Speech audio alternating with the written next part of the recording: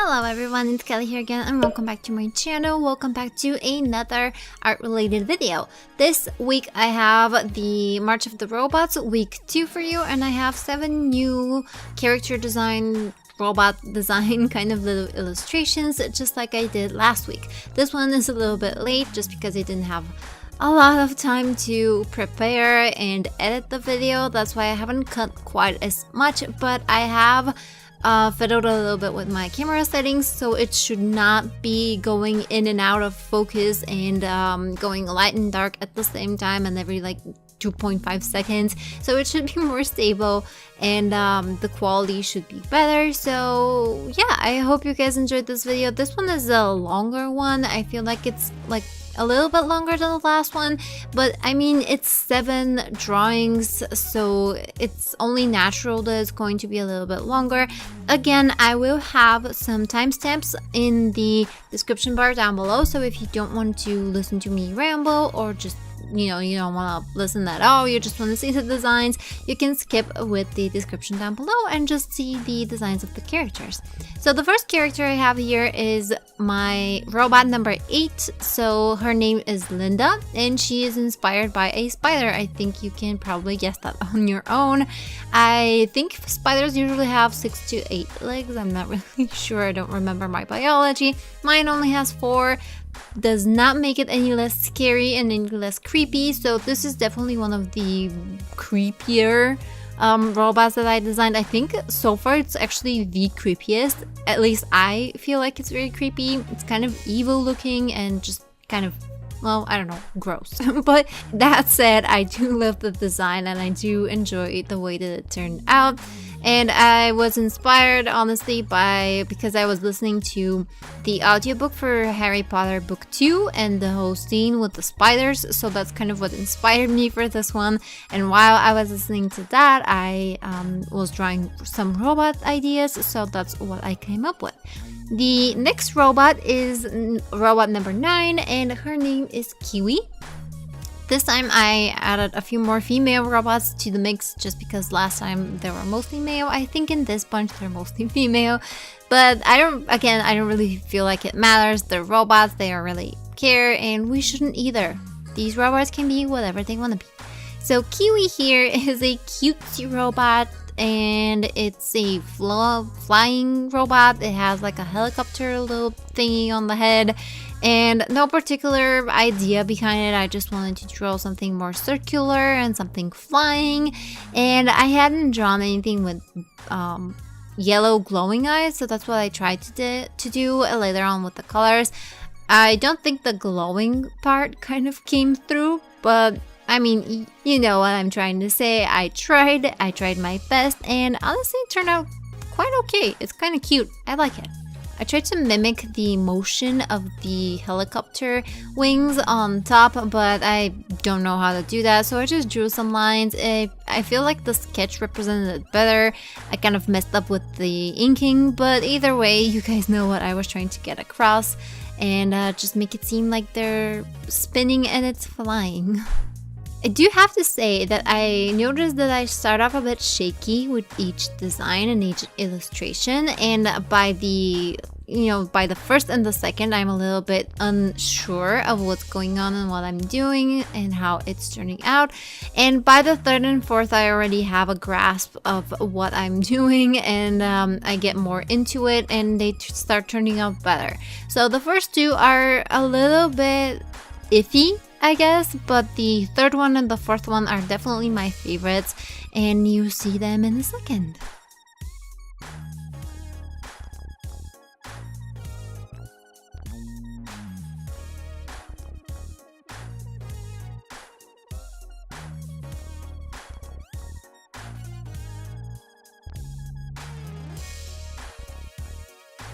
Next up, we have our robot number 10, who is the Professor.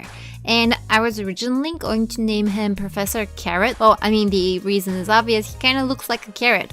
But I thought it was a bit too generic, so I just named him the Professor, which is definitely a lot more generic, but at least it's not cliche.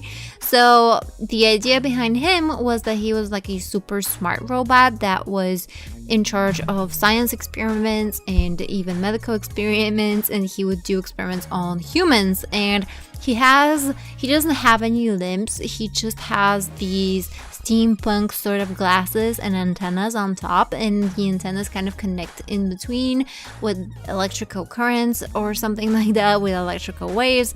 And because he doesn't have any limbs, he's balancing on a kind of stand that also has an electromagnetic field on it, and that's kind of what's keeping him standing upright.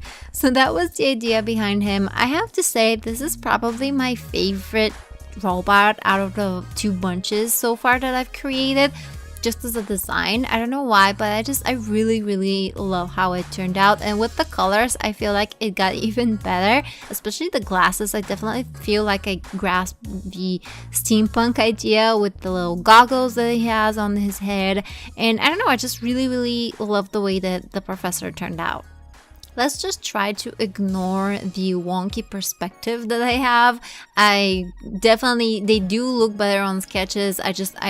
Perspective is not my strong suit, and when I transfer my sketch and my concept to the watercolor paper, I never take into consideration how much space I actually have on the piece of watercolor paper. So yeah, let's just try to ignore that.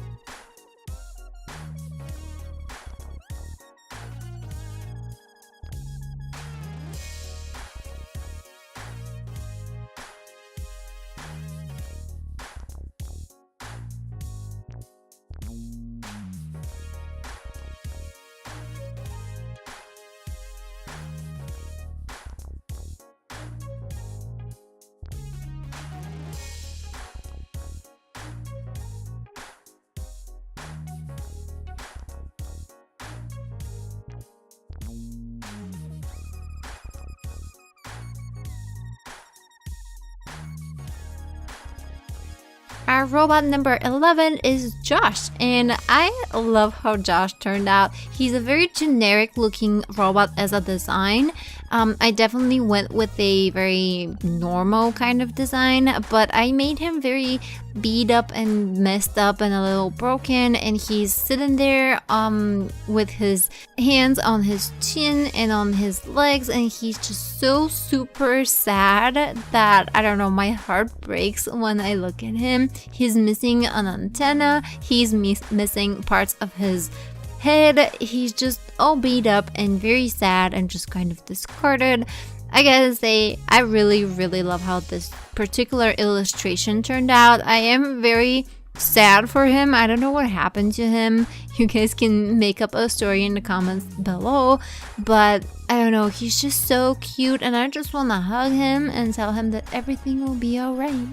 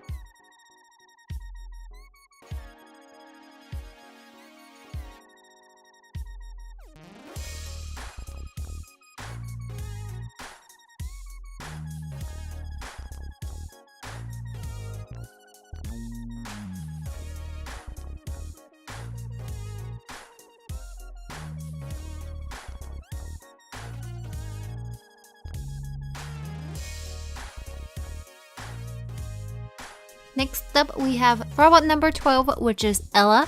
And for this one, I was very skeptical. I was very skeptical for this design. I do like the idea that I had. I wanted to make like a huge bulky robot that had these giant hands, and it would kind of travel with its hands, kind of like a gorilla. And that was the idea that I have, but at some point it just looked weird having a head in the air and two hands coming out of it. So I added this tiny little wheel that kind of balances on. So I feel like this is so ridiculous, but it kind of made it work. Definitely made it work. And I thought that, you know, this is a very butch robot, so why not give it a very feminine name? So I named her Ella, and I don't think it goes with the design of the robot, but neither does the tiny little wheel, so I feel like we're good.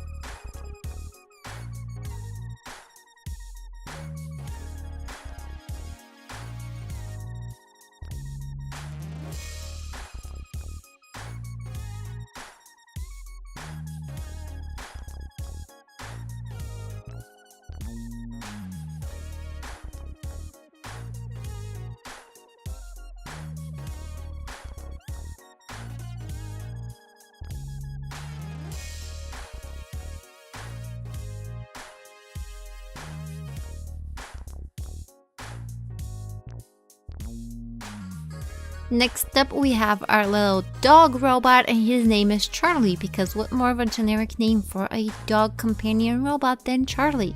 Fun fact, I used to name all of my dog toys when I was young Charlie. I don't know why, it just made so much sense for a dog name and I loved it. So all of my dogs were named Charlie. I mean, all of my toy dogs, because I never really had a dog.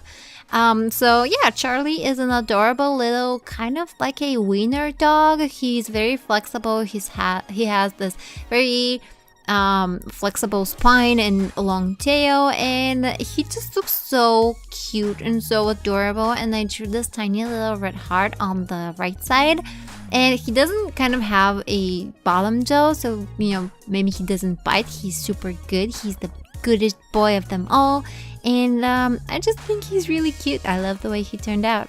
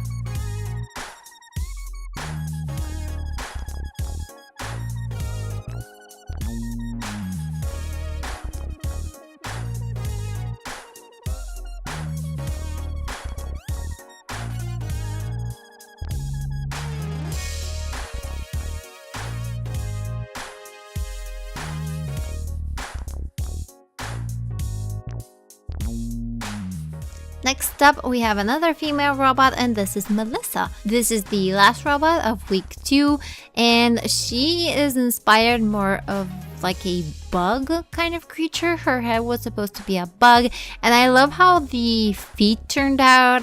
Again, let's just not pay attention to the wonky perspective and the composition. Let's just, you know, accept the fact that those are not my strong suits. But either way, the design I think is really cute. I love the bug eyes, I love the red in her, and it kind of looks like an armor on the sides, and just I love how giant the eyes are, definitely bug-like.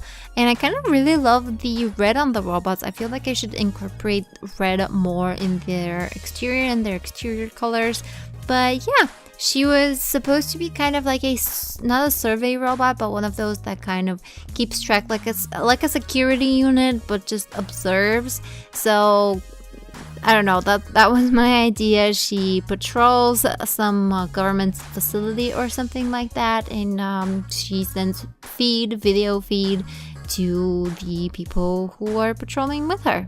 So that was the idea behind her.